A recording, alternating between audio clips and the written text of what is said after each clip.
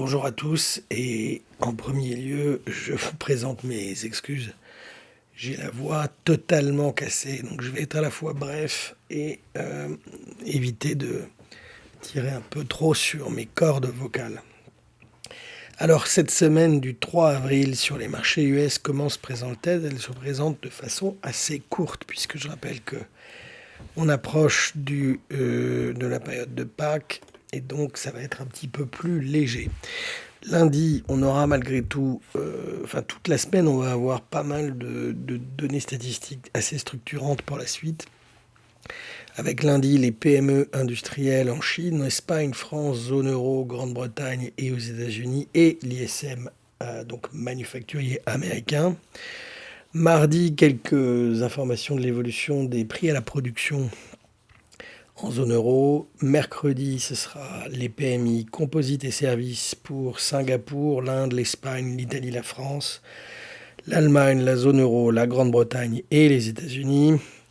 Et l'ISM, service américain. À partir de là, on va déjà avoir une bonne idée de ce qui va se passer dans l'année 2023. Jeudi, nous aurons les PMI composites et services pour la Chine, PMI construction pour la zone euro, la France, l'Allemagne, l'Italie et la Grande-Bretagne, et évidemment, comme tous les jeudis, les inscriptions au chômage américain. En termes de résultats, c'est assez léger également. Lundi, nous avons Science Applications, Digital Ally. Mardi, nous avons MSC Industrial, D-Local Limited, Smart Global, Lindsay. Mercredi, Conagra Brands, Simply Good Foods, sur lequel j'ai une position short en l'occurrence. Seadrill Limited. Jeudi, nous avons Constellation Brands, Lamb Western et Levi Strauss. Là encore, Levi Strauss, j'ai une position short pour être tout à fait transparent avec vous. Vendredi, rien de particulier. Point de vue opération sur titre, là encore, la semaine est très légère.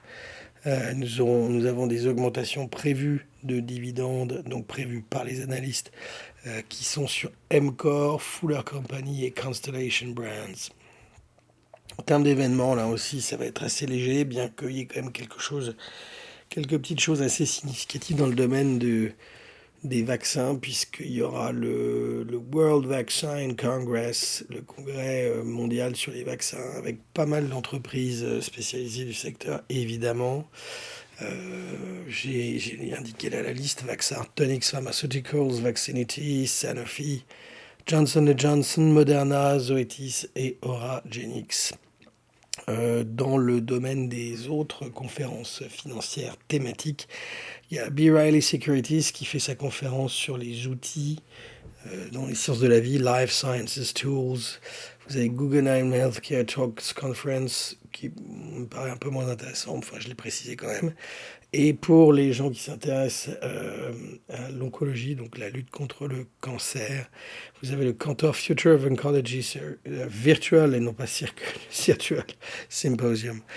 Le 4 avril, il y a aussi réunion investisseurs assez attendue d'une entreprise, je crois que c'est la première réunion investisseur de Academy Sports and Outdoors et Walmart.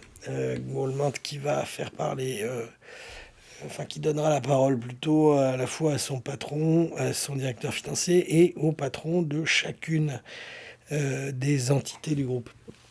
Historiquement, c'est toujours intéressant de voir ce qui se prépare dans le futur. Voilà.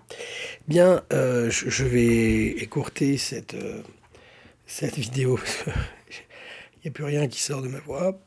Je vous souhaite une bonne semaine sur les marchés. Soyez prudents et à très bientôt. Au revoir.